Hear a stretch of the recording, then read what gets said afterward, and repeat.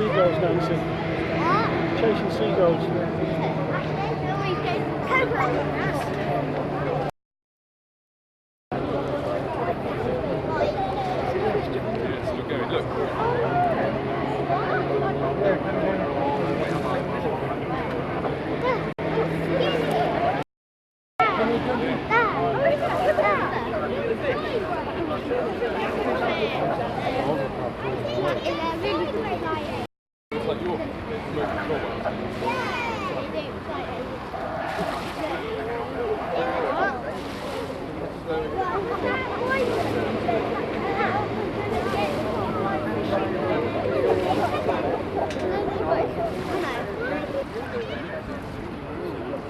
No, they don't jump in. They just hold his hand. No, they won't get out. Pull him in, pull him in. No, only on the little boat they capsize, and then they stand on the side, then they get it, then they tip it over,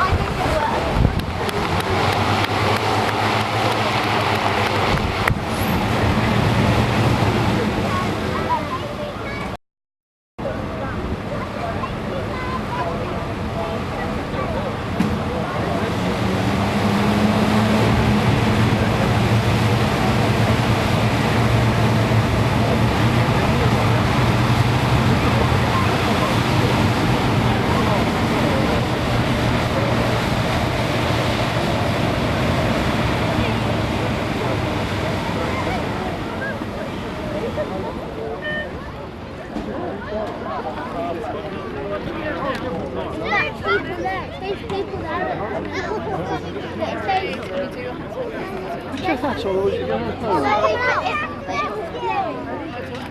Mummy, there's one that's coming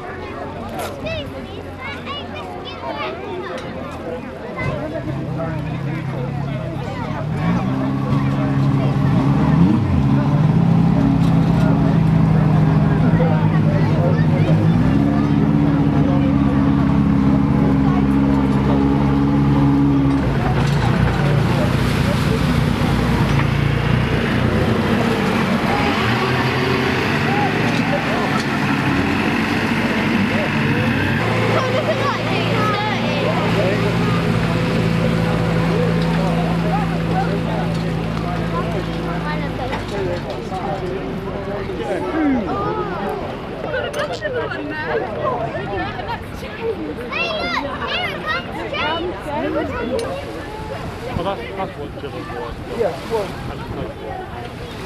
well, there you go.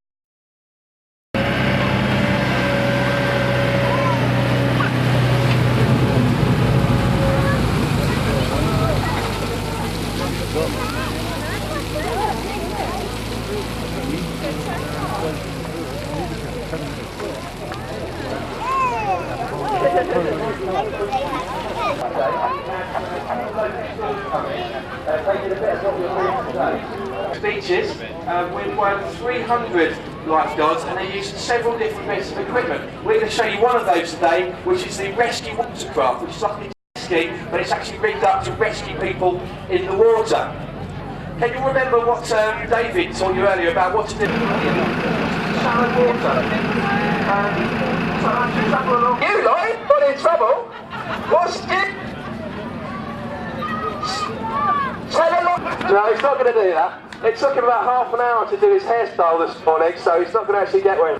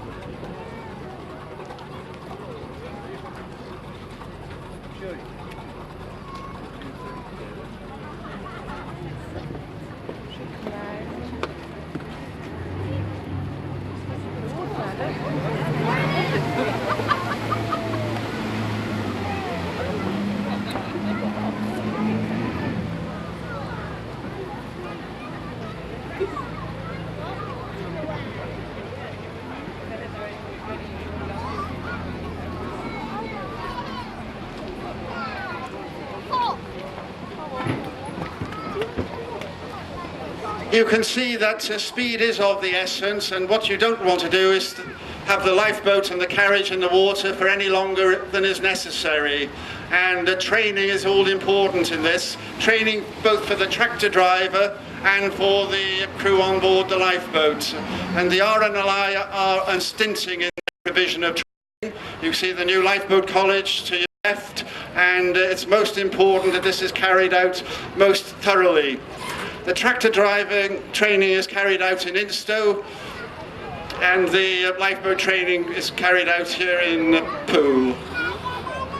It's quite an expensive operation, this, because the carriage itself costs £40,000. The tractor to push the carriage into the water costs £235,000, and the lifeboat itself costs £125,000.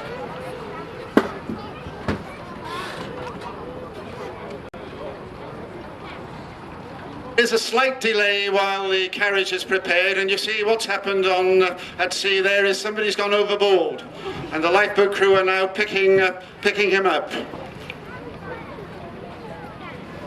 The crew members on board today are David Turnbull, who's driving the lifeboat. He's a crew member at Swanage Lifeboat Station. Gavin Steeden, a member at Swanage Lifeboat Station.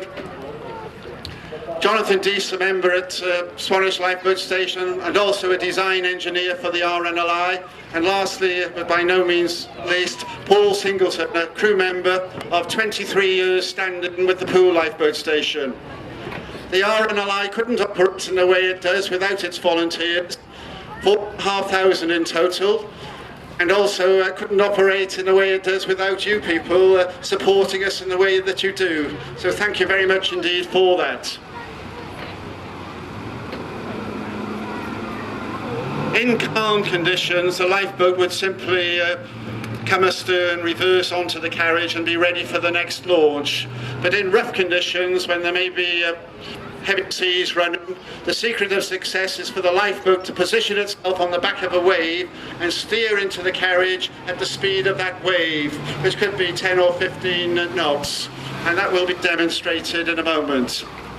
It does just take a while to rig the carriage for that recovery, what we call a net recovery, and you'll see the reason for that in a moment. The lifeboat itself is a breaking seas, and indeed for the people there trying to rescue, speed is off.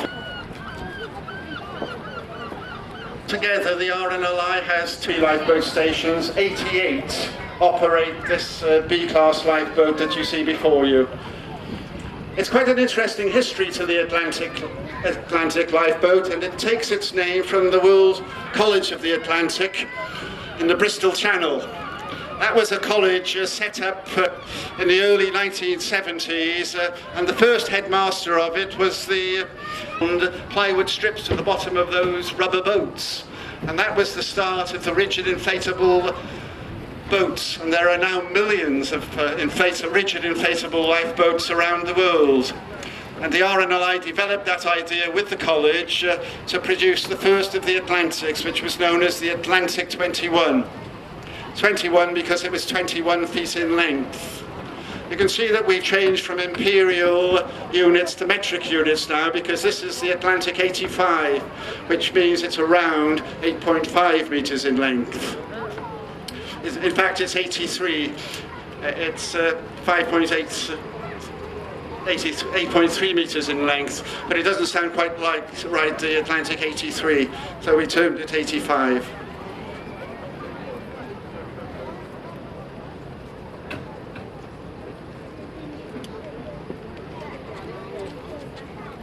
So you can see now that the net is all but rigged, and the idea is a cone shape to the net, and the idea is that the lifeboat drives into that net at the necessary speed, and as I say, in row deep enough into the water to allow the lifeboat to steam on top of it. And the important thing here is good communication between the tractor driver and the lifeboat crew.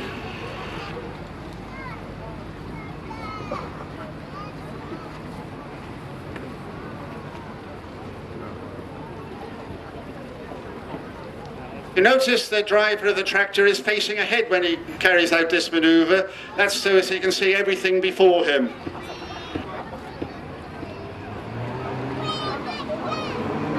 He signaled to the lifeboat that he's ready.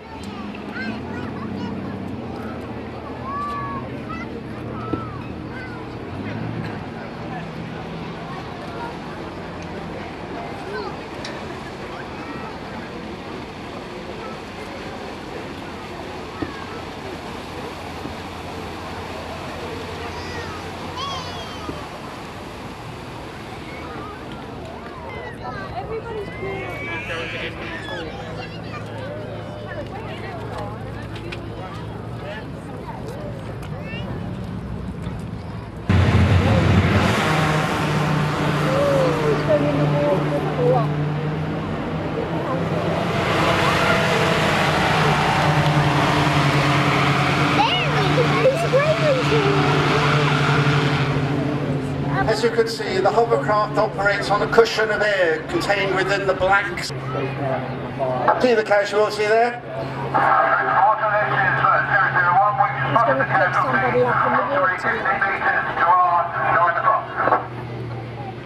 Oh, there he is. Hovercraft has confirmed that's the casualty. Over to you, over. Waiting further instruction to shore. Yeah, copy that. Quite a dangerous bit to gently come alongside the person and just sit down next to them and recover them that way. Transported, this is Hovercraft 201. We have the casualty on visual, proceeding to his location, over. Transport vessel, copy. Transport, this is Hovercraft. You stand by while we're report his condition when we get to him, over. Hello, then, copy. Okay, guys, we'll pick him up on the starboard side. We just slow down now to reduce weight.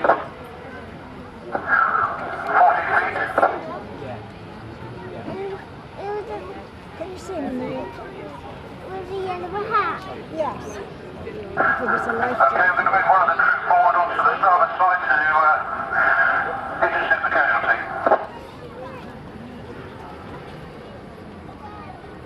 You can see it's a nice, gentle approach to avoid crash. There he is. 6 feet.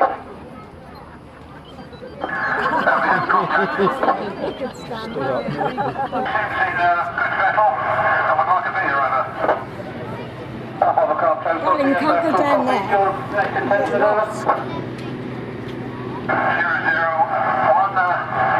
we're going to recover now up to the slipway to land the casualty. Over.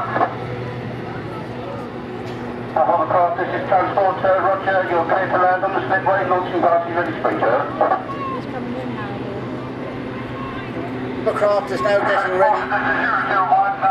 Your last message unreadable. We are proceeding to recover. Over. Roger, full copy. You're ready to receive you. Over. The hovercraft is just getting in position now to line up with the slipway. Down the channel. This is a difficult operation and the speed needs to be just right so that there's sufficient power to go up the top of the slipway and land at the top.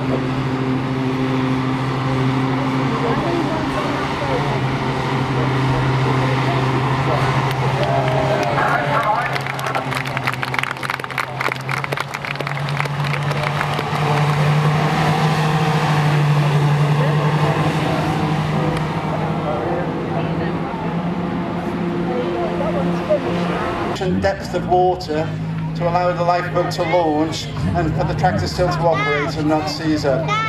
The secret of success is the tractor driver communicates with the crew. As soon as they're in sufficient depth of water, the lifeboat crew release the springs and the helmsman powers the boat away.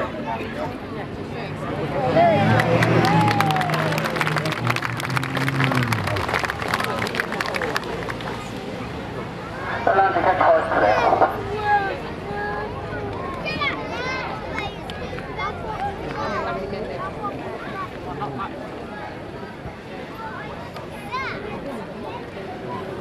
This is, as I say, the very latest inshore lifeboat of the RNLI. It's a rigid inflatable, and the big advances on its predecessors are that it's got 4 seats for the crew members to sit in relative comfort. It's powered by 2 very powerful 115 horsepower Yamaha engines, which are completely watertight, so that the event of capsize, the lifeboat can be righted again. And the airbag that you see on the back of the lifeboat there, the orange bag, is like a great big balloon. If the lifeboat does capsize, and this does happen from time to time, then the crew extricate themselves from beneath the lifeboat where there's sufficient air for them to breathe, make their way to the stern of the boat, tie themselves on, because there's no point righting a lifeboat and have the lifeboat drifting off if they can't get back onto it. And when they're ready, they will pull a cord which will connect it to a gas bottle which will inflate the orange bag on the stern. Once inflated upside down, that bag will then cause the vessel to become unstable and will pop up just like a cork. And the crew will reboard, start the engines, and if need be, carry on with the service. The crew on the lifeboat today, if we just say a word about them, it's Dave Turnbull is the helmsman. Dave is a crew member at Swanage Lifeboat Station, has been for the last 13 years. Gavin Hastings, also a crew member at Swanage Lifeboat Station, and so too Jonathan Dees, who I think is in fact driving. The 4th crew member is Paul Singleton, and he's been a crew member at Poole Lifeboat Station for 23 years. without this volunteer commitment from our crew members, the RNLI couldn't do a transfer to the D-class lifeboat.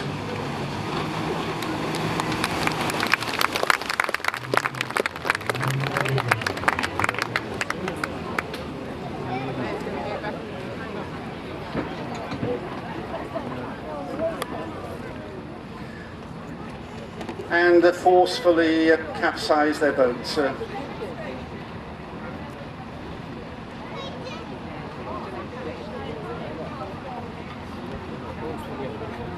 And with a push and a shove they should be able to pull her over.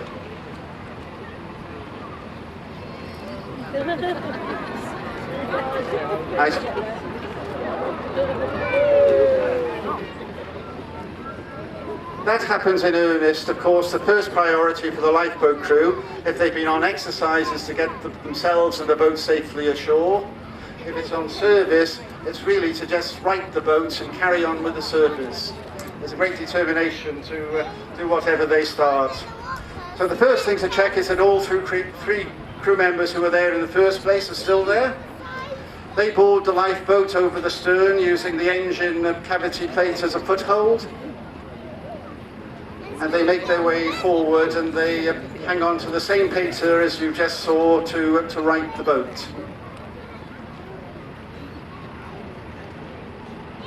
This looks a relatively simple operation today because the sea is so calm, but I can assure you if there's a rough sea or even a moderate sea, it's quite a tall order balancing on top of the upturned hull.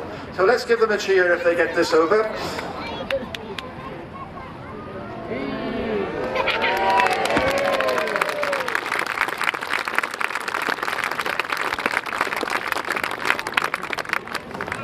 You can now see why lifeboat crew members need to be so fit. It takes quite a lot of strength to pull yourself up and over the sponson of the boat like that.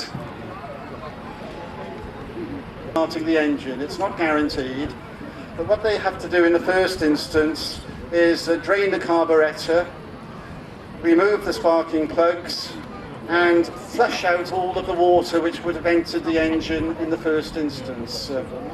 With a limited crew number of 3, and that they can go to areas where the larger all-weather lifeboats can't.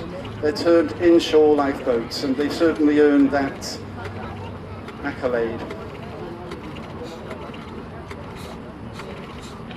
This is where the hard work comes in now, and it's important to flush all the water out of the bores of the engine, and the crew will rotate around because this is very hard work, especially in the dry suits that they're wearing. They're a marvellous addition for lifeboat crew, the dry suits. They can keep them perfectly dry in the water. But